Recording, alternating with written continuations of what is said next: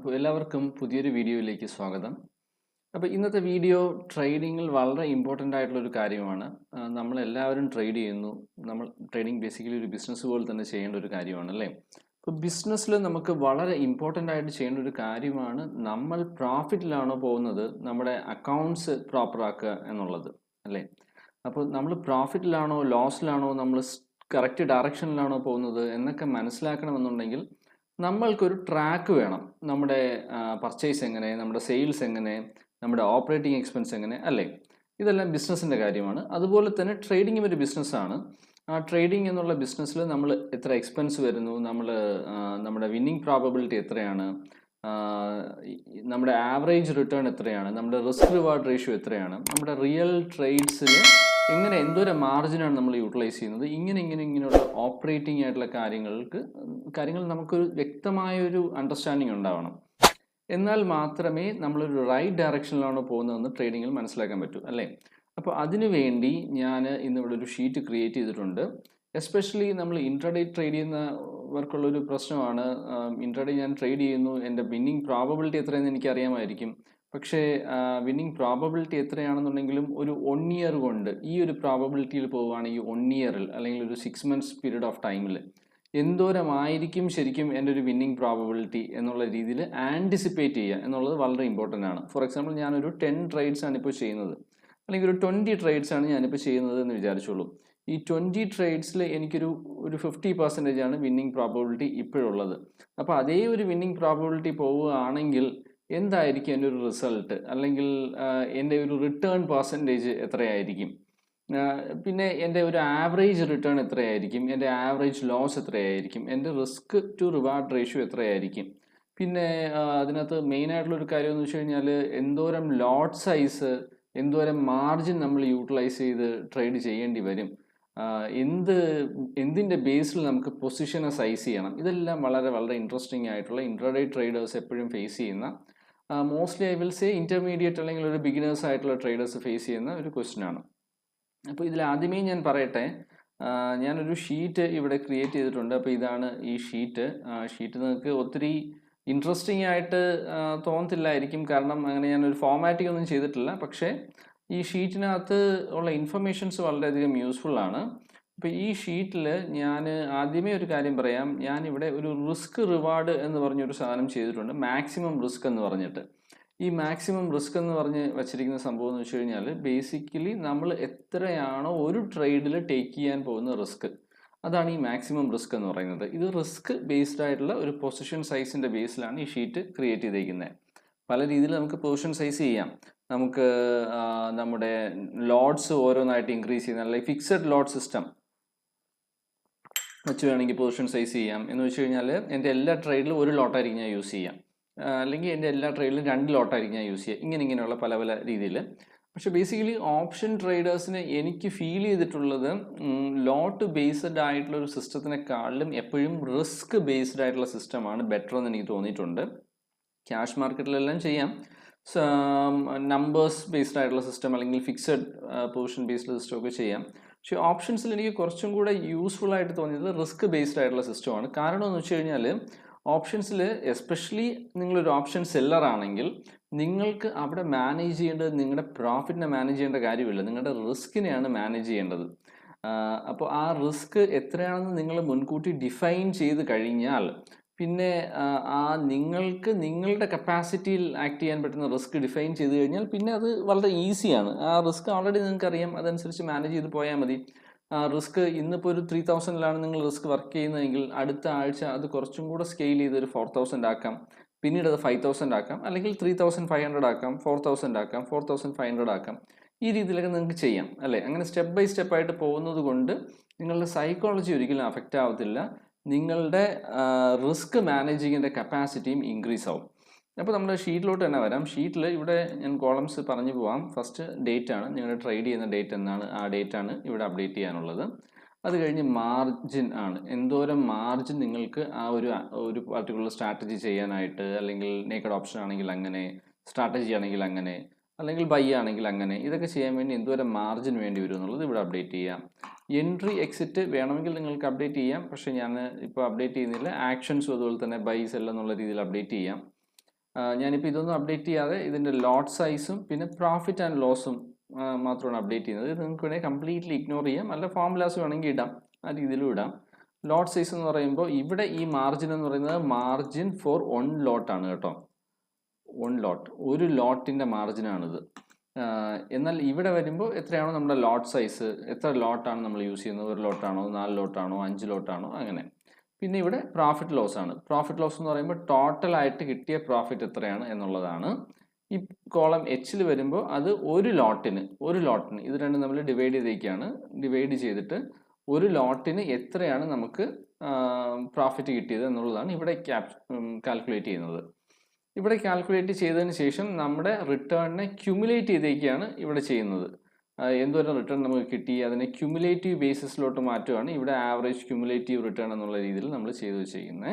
പിന്നെ ഡെൽറ്റയാണ്. ഡെൽറ്റ എന്ന് പറയുമ്പോൾ ഓരോ റിട്ടേണിൽ നിന്നും എന്തോരം ഇൻക്രീസ് ആയിട്ടുണ്ട് അല്ലെങ്കിൽ ഡിക്രീസ് ആയിട്ടുണ്ട്, ആവറേജ് റിട്ടേണിൽ എന്തോരം ഇൻക്രീസ് ഡിക്രീസ് വന്നിട്ടുണ്ട് എന്ന് ഐഡൻറ്റിഫൈ ചെയ്യാൻ വേണ്ടിയാണ് ഡെൽറ്റ ബേസിക്കലി യൂസ് ചെയ്യുന്നത്. ഇനി വളരെ ഇമ്പോർട്ടൻ്റ് ആയിട്ടുള്ള കാര്യം ഇവിടെ വിന്നിൻ്റെ വിൻ പ്രോബബിലിറ്റി എത്രയാണ്, വിൻ പ്രോബബിലിറ്റി എത്ര ട്രേഡ്സ് നമ്മൾ ചെയ്തിട്ടുണ്ട്, അതിൽ എത്ര വിന്നിങ് ട്രേഡ് ഉണ്ടായിരുന്നു, അതിൻ്റെയൊക്കെ ബേസിലാണ് വിൻ പ്രോബബിലിറ്റി ചെയ്യുന്നത്. ഇവിടെ 83% ആണ് ഈ ട്രേഡ്സിൻ്റെ വിന്നിങ് പ്രോബബിലിറ്റി. കാരണം വളരെ കുറച്ച് ട്രേഡ്സ് മാത്രമേ ലൂസിങ് ട്രേഡ് വന്നിട്ടുള്ളൂ, 2 ട്രേഡ് മാത്രമേ വന്നിട്ടുള്ളൂ. ഈ 2 ട്രേഡ് അല്ലാതെ വന്ന ബാക്കിയുള്ള എല്ലാ ട്രേഡും തന്നെ വിന്നിങ് ആയിട്ടുള്ള ട്രേഡ്സ് തന്നെയായിരുന്നു. അതായത് 12 ട്രേഡിൽ 2 ട്രേഡ് മാത്രം ലൂസിങ് ട്രേഡും 10 ട്രേഡ് വിന്നിങ് ട്രേഡും ആയിരുന്നു. ഇനി ഇത് ഇത്രയും നമ്മൾ ജസ്റ്റ് എൻ്റർ ചെയ്ത ഡേറ്റയാണ്. ഡേറ്റ എന്ന് പറയുമ്പോൾ ഇതിനകത്ത് നമ്മൾ എൻ്റർ ചെയ്യുന്ന ഡേറ്റ ഈ ഫീൽഡുകളിൽ മാത്രമാണ് നമ്മൾ ഡേറ്റ എൻ്റർ ചെയ്തേക്കുന്നത്. കോളം എ മുതൽ ജി വരെയുള്ള ഫീൽഡ്, ജി തന്നെ സി ഡിയിൽ അപ്ഡേറ്റ് ചെയ്തിട്ടില്ല, എഫിലും ജിയിലും അപ്ഡേറ്റ് ചെയ്തിട്ടുണ്ട്. കോളം എച്ചിലും ഡേറ്റ ഇല്ല, ഇതെല്ലാം ഫോർമുലയാണ്. ബാക്കി അങ്ങോട്ട് കോളം എച്ച് മുതൽ കെ വരെയുള്ള എല്ലാം ഫോർമുലയാണ് അപ്ഡേറ്റ് ചെയ്തേക്കുന്നത്. അപ്പോൾ വിൻ പ്രോബബിലിറ്റി വരെ കിട്ടിക്കഴിഞ്ഞാൽ പിന്നീട് നമ്മൾ ചെയ്യുന്നത് വളരെ ഇമ്പോർട്ടൻ്റ് ആയിട്ടുള്ള കാര്യമാണ്. ആ കാര്യം എന്ന് വെച്ച് കഴിഞ്ഞാൽ ഈ പ്രോബബിലിറ്റി വച്ച് നമ്മൾ ശരിക്കും ഈ പ്രോബബിലിറ്റിയും അതുപോലെ തന്നെ ഈ ആവറേജ് റിട്ടേൺ, ഇപ്പോൾ നമുക്ക് കിട്ടുന്ന ആവറേജ് റിട്ടേൺ എത്രയാണോ ഈ ആവറേജ് റിട്ടേണും വെച്ചിട്ട് നമ്മുടെ 1 ഇയറിൻ്റെ ഫോർകാസ്റ്റ് ഇവിടെ ഡിറൈവ് ചെയ്യുകയാണ് ചെയ്യുന്നത്. ഒരു ലോട്ടിൽ നിന്ന് നമുക്ക് കിട്ടുന്ന റിട്ടേൺ ആവറേജ്, അതുപോലെ തന്നെ നമ്മുടെ വിൻ പ്രോബബിലിറ്റി, ഇത് വിൻ പ്രോബബിലിറ്റി ഒക്കെ വെച്ചിട്ട് നമ്മൾ 1 ഇയറിൽ നമ്മുടെ റിട്ടേൺ എങ്ങനെയാണ് കിട്ടുന്നത്, 1 ഇയറിൽ നമുക്ക് എന്തോരം റിട്ടേൺ കിട്ടാൻ ചാൻസ് ഉണ്ട്, നമ്മുടെ നമ്പർ ഓഫ് ട്രേഡ്സ് എത്രയാണ്, ഈ നമ്പർ ഓഫ് ട്രേഡ്സ് ഇത്രയും നമ്പർ ഓഫ് ട്രേഡ്സ് ചെയ്യുവാണെങ്കിൽ നമുക്ക് 1 ഇയറിൽ എന്തോരം റിട്ടേൺ കിട്ടും എന്നുള്ള രീതിയിൽ ഇവിടെ കാൽക്കുലേറ്റ് ചെയ്യുവാണ്. ഇവിടെ ഓപ്ഷൻസിനും അതുപോലെ തന്നെ ഫ്യൂച്ചറിനും ഒക്കെ സെപ്പറേറ്റ് കാര്യങ്ങൾ ഇട്ടിട്ടുണ്ട്. നിങ്ങളത് എക്സ്പ്ലോർ ചെയ്ത് നോക്കി നോക്കൂ. ബേസിക്കലി നിങ്ങൾ നോക്കേണ്ടത് ഇവിടെ ഓപ്ഷൻ അല്ലെങ്കിൽ ഫ്യൂച്ചർ ഇതിലേതെങ്കിലും ഒന്ന് നോക്കിയാൽ മതിയാവും. റിട്ടേൺ ഫോർ ഓപ്ഷൻ ബൈ എന്നുള്ള രീതിയിൽ നോക്കണമെന്ന് നിർബന്ധമില്ല, ഇതിലേതെങ്കിലും ഒരെണ്ണം തന്നെ നോക്കിയാൽ മതിയാവും. ഫസ്റ്റുള്ള കോളം എമ്മിലുള്ളത് മാത്രം നോക്കിയാൽ മതിയാവും. Return forecast for full year future എന്നുള്ളത് ഇവിടെ ഈ ആവറേജ് റിട്ടേണിൻ്റെ ബേസിലായിട്ടാണ് കാൽക്കുലേറ്റ് ചെയ്തേക്കുന്നത്. മാർജിനും അതുപോലെ തന്നെ യൂസ് ചെയ്തിട്ടുണ്ട് കാൽക്കുലേറ്റ് ചെയ്യാനായിട്ട്. മാർജിൻ നമ്മളിവിടെ ഒരൊറ്റ ടൈപ്പ് മാർജിൻ മാത്രമേ വച്ചിട്ടുള്ളൂ, അതുകൊണ്ട് തന്നെ ഇത് ഫൈനാണ്. ഈ കോളം എം മാത്രം നോക്കിയാൽ മതി, എന്നും ഓയും നിങ്ങൾ നോക്കേണ്ട കാര്യമില്ല. പിന്നെ നോക്കേണ്ട ഒരു കാര്യം കോളം പി ആണ്. കോളം പി എന്ന് പറയുന്നത് റിസ്ക് ടു റിവാർഡ് റേഷ്യോ ആണ്. റിസ്ക് ടു റിവാർഡ് റേഷ്യോ എന്ന് പറയുമ്പോൾ നമ്മൾ പലപ്പോഴും മാർക്കറ്റിൽ പിക്ക് ചെയ്യുന്നത് മാർക്കറ്റ് എന്ത് റിസ്ക് ആണ് അല്ലെങ്കിൽ എന്ത് റിവാർഡാണ് നമുക്ക് ഓഫർ ചെയ്യുന്നത് എന്നുള്ളതിൻ്റെ ബേസിലാണ് അല്ലേ. അപ്പോൾ അതിൻ്റെ ബേസിൽ ആക്ച്വൽ ട്രേഡ്സ് എടുത്തേക്കുന്നതിൻ്റെ ബേസിലാണ് ഇവിടെ ഈ റിസ്ക് റിവാർഡ് റേഷ്യോ ഡിറൈവ് ചെയ്തിരിക്കുന്നത്. നമുക്ക് എത്രയാണ് നമ്മുടെ റിസ്ക്, ഒരു രൂപ റിസ്കിന് എന്തോരം റിവാർഡ് നമുക്ക് കിട്ടുന്നുണ്ട് എന്നുള്ളതാണ് ഇവിടുത്തെ ഈ റിസ്ക് റിവാർഡ് റേഷ്യോ പറയുന്നത്. എനിക്ക് 1 രൂപ പോയാൽ 1 രൂപ 28 പൈസ കിട്ടും എന്നുള്ളതാണ് ഇവിടെ കാണിച്ചിരിക്കുന്നത്. അത് നമ്മുടെ ഈ റിസ്ക് ഓരോ ട്രേഡിൻ്റെയും പ്രോഫിറ്റിൻ്റെയും ലോസിൻ്റെയും ബേസിലാണ് റിസ്ക് റിവാർഡ് റേഷ്യോ ഇവിടെ ഡിറൈവ് ചെയ്ത് വെച്ചിരിക്കുന്നത്. പിന്നെ ഞാനിത് നേരത്തെ പറഞ്ഞല്ലോ മാക്സിമം റിസ്ക് എത്രയാണ് എന്നുള്ളത്. അപ്പോൾ ഇത് ഇത്രയും നോക്കിക്കഴിയുന്ന സമയത്ത് നിങ്ങൾ വളരെ ഇമ്പോർട്ടൻ്റ് ആയിട്ട് മനസ്സിലാക്കേണ്ട ഒരു കാര്യമുണ്ട്. നിങ്ങൾ ഇത് ഒരാഴ്ചയിൽ ഒരിക്കൽ അപ്ഡേറ്റ് ചെയ്താൽ മതി. എല്ലാ ദിവസവും അപ്ഡേറ്റ് ചെയ്ത് പോകണമെന്ന് നിർബന്ധമൊന്നുമില്ല. ആഴ്ചയിൽ ഒരിക്കൽ അപ്ഡേറ്റ് ചെയ്യുന്നതാണ് നല്ലത്. അങ്ങനെ അപ്ഡേറ്റ് ചെയ്യുമ്പോൾ നിങ്ങൾക്ക് മനസ്സിലാവും നിങ്ങളിപ്പോൾ ഈ രീതിയിൽ ചെയ്ത് പോവുകയാണെങ്കിൽ എന്തോരം റിട്ടേൺ ആയിരിക്കും നിങ്ങൾക്ക് ഒരു വർഷം കൊണ്ട് കിട്ടാൻ പോകുന്നത് എന്നുള്ളത്. കാരണം ഒരു മോട്ടിവേഷണൽ ഫാക്ടർ ഭയങ്കരമായിട്ട് ഇമ്പോർട്ടൻ്റ് ആയിട്ടുള്ളൊരു സാധനമാണ് ട്രേഡിങ്ങിൽ അല്ലേ. ഇപ്പോൾ ഞാൻ ഒത്തിരി കഷ്ടപ്പെട്ട് ട്രേഡ് ചെയ്യുന്നു, ഒത്തിരി കാര്യങ്ങൾ ചെയ്യുന്നു, ഒത്തിരി ഹാർഡ് വർക്ക് ഇടുന്നു എന്ന് തന്നെ വിചാരിക്കുക. ഇതെല്ലാം നമ്മൾ ചെയ്യുന്നു. അപ്പോൾ നമ്മളിതെല്ലാം ചെയ്തിട്ട് നമുക്ക് കിട്ടുന്നത് ഒരു 10% റിട്ടേൺ ആണ്, 15% റിട്ടേൺ ആണ്, അതല്ല ഒരു 20% റിട്ടേൺ ആണെങ്കിൽ പോലും നമ്മുടെ എഫേർട്ട് അവിടെ ശരിക്കും വർത്താവുന്നുണ്ടോ എന്ന് നിങ്ങളൊന്ന് ആലോചിച്ച് നോക്കിയിട്ടുണ്ടോ? ഈ 20% അല്ലെങ്കിൽ 15% റിട്ടേൺ ആണെങ്കിൽ നമുക്ക് ബെറ്റർ ഒരു 10% റിട്ടേണിൽ ഒരു FD ഇട്ടാൽ പോരെ, അല്ലെങ്കിൽ ഒരു ഡിബഞ്ചർ വാങ്ങിച്ച് വെച്ചാൽ പോരെ, ഇങ്ങനെയുള്ള കാര്യങ്ങൾ ചെയ്താൽ പോരെ. എന്തിനാണ് സ്റ്റോക്ക് മാർക്കറ്റിൽ ഇത്രയും കഷ്ടപ്പെട്ട് ഇൻട്രാഡേ ട്രേഡെല്ലാം ചെയ്യാൻ വരുന്നത് അല്ലേ?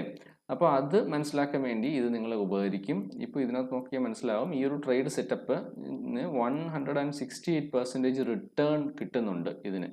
അപ്പോൾ ഇത് തന്നെ വലിയൊരു പോസിറ്റീവ് ഫാക്ടറാണ് ഞാൻ പറയുന്നത്. ഇത്രയൊന്നും അല്ലെങ്കിലും ഒരു 40% റിട്ടേൺ, 30% റിട്ടേൺ ഒക്കെ വന്നാൽ തന്നെയും നമുക്കതൊരു മോട്ടിവേഷണൽ ഫാക്ടറാണ്. പതുക്കെ പതുക്കെ അത് സ്കെയിലപ്പ് ചെയ്യാനും ഇൻക്രീസ് ചെയ്യാനും എല്ലാവരെയും കൊണ്ട് പറ്റും, ഡെഫിനറ്റ്ലി പറ്റും. നമ്മൾ അതിനു വേണ്ടി സമയം കൊടുക്കണം, നമ്മളതൊരു പാഷനായിട്ട് കൺസിഡർ ചെയ്യണം. നമ്മൾ തളരാതെ തന്നെ മുന്നോട്ട് പോകണം. വലിയ വലിയ കുഴികളിൽ ചാടരുത്, ചെറിയ കുഴികളിൽ ചാടിക്കൊള്ളൂ. നിങ്ങളെ വൈപ്പ് ഔട്ട് ആക്കുന്ന രീതിയിലുള്ള കുഴികളിൽ പോയി ചാടരുത്. ചെറിയ കുഴികളിൽ ചാടി നിങ്ങൾ പഠിച്ചുകൊള്ളൂ, ലേൺ ചെയ്തോളൂ, സ്റ്റെപ്പിംഗ് സ്റ്റോൺ ആക്കി മാറ്റിക്കൊള്ളൂ, മുന്നോട്ട് പോയിക്കൊള്ളൂ. ഓക്കെ, ഇതിന് ഇത് സഹായിക്കും ഈ റിട്ടേൺ എത്രയാണെന്ന് ഐഡൻറ്റിഫൈ ചെയ്യാനായിട്ട്. പിന്നെ റിസ്ക് റിവാർഡ് റേഷ്യോ ഉള്ള കാര്യം, നിങ്ങളുടെ ആക്ച്വൽ ട്രേഡിൽ നിങ്ങൾ ₹1 റിസ്ക് ചെയ്യുമ്പോൾ നിങ്ങൾക്ക് 50 പൈസ കിട്ടുന്നുള്ളൂ എന്ന് വിചാരിച്ചു. അതായത് ഇവിടുത്തെ റേഷ്യോ ഒരു 0.50 ആണ്. അപ്പോൾ അങ്ങനെയാണെങ്കിൽ അതൊരു സസ്റ്റൈനബിൾ, ലോങ് ടേം സസ്റ്റൈനബിൾ ആണോ എന്ന് എനിക്ക് ഡൗട്ട്ഫുൾ ആണ്. ലോങ് ടേം സസ്റ്റൈനബിൾ ആയിരിക്കാൻ സാധ്യതയില്ല. കാരണം പലപ്പോഴും നമുക്ക് പ്രോബബിലിറ്റി മെയിൻറ്റെയിൻ ചെയ്യാൻ എല്ലായ്പ്പോഴും ഇത്രയും ഹൈ പ്രോബബിലിറ്റി മെയിൻറ്റെയിൻ ചെയ്യാൻ പറ്റണമെന്ന് നിർബന്ധമില്ല. അപ്പോൾ നമ്മൾ കോമ്പൻസേറ്റ് ചെയ്യേണ്ട ഒരു സാധനം റിസ്ക് റിവാർഡ് റേഷ്യോ ആണ്. അപ്പോൾ റിസ്ക് റിവാർഡ് റേഷ്യോ അറ്റ്ലീസ്റ്റ് ഒരു 1:1, നിങ്ങൾക്കൊരു ഹൈ പ്രോബബിലിറ്റി ഉണ്ടെങ്കിൽ ഒരു 1:1 നിർത്താൻ നോക്കുക.